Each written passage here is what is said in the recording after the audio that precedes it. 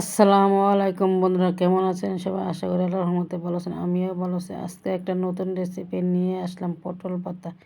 এই পটল ভর্তাটা গরম ভাতে জাস্ট জমে যাবে। একবার এইভাবে বানিয়ে দেখবেন। পটলটা আমি ভালোভাবে চেষে ছোট ছোট করে কেটে নেব। দেখেন আমি কীভাবে পটলগুলো কেটে নিচ্ছি। ভিডিওটা দেখতে যারা এই পর্যন্ত চলে এসেছেন, একটা লাইক দিতে ভুলে গেছেন, একটা লাইক দিয়ে ভিডিওটা কন্টিনিউ করবেন। একটা লাইক আপনার আমার কাছে অনেক মূল্যবান।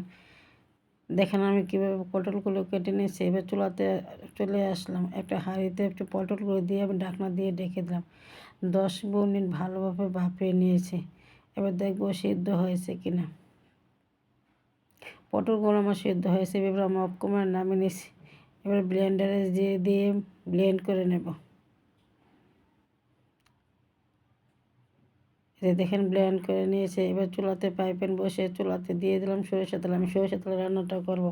এবার দিয়ে দিলাম পেঁয়াজ কুচি আর 2টা শুকনো মরিচ দিয়ে দেবো মাঝখান থেকে ছেড়ে। এবার দিয়ে দিলাম একটু আদা রসুনের পেস্ট দিয়ে ভালোভাবে 1 মিনিট ভাজিয়ে নেব যেমন কাঁচা গন্ধ চলে যায়। এখানে হলুদ গুঁড়া দিয়ে একটু নেড়ে চেড়ে দেবো, মরিচ গুঁড়া জিরার গুঁড়া দিয়ে ভালোভাবে নেড়ে চেড়ে দেবো। এবার পটলের খোসাটা আমি দিয়ে দেবো, যেটা ব্লেন্ডার করে রেখেছি। এবার ভালোভাবে নেড়ে চেড়ে দেবো। নতুন পুরাতন বন্ধু যারা আছেন অলরেডি চ্যানেলটি এখনও সাবস্ক্রাইব করেন, চ্যানেলটি সাবস্ক্রাইব করে দেবো। অসংখ্য যারা চ্যানেলটি সাবস্ক্রাইব করে দিয়েছেন তাদেরকে জানাই অসংখ্য ধন্যবাদ। আমি একটু ভালোভাবে নেড়ে চেড়ে দিয়ে দিলাম লবণ। এবার আর একটু ভালোভাবে ভেজে পটলের ভর্তাটা একটু ফ্লেভার ভালো আসার জন্য দিয়ে দিলাম একটা ডিমটা আমি নেড়ে চেড়ে একটু ভেজে নেব মাঝখানে।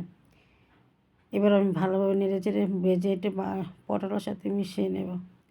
এভাবে একবার পটল ভর্তা খেয়ে ছোট বড় সবাই পছন্দ করবে। এই দিয়ে 1 প্লেটে ভাত নিমেষে শেষ হয়ে যাবে। একবার বানিয়ে দেখবেন, অসাধারণ লাগে।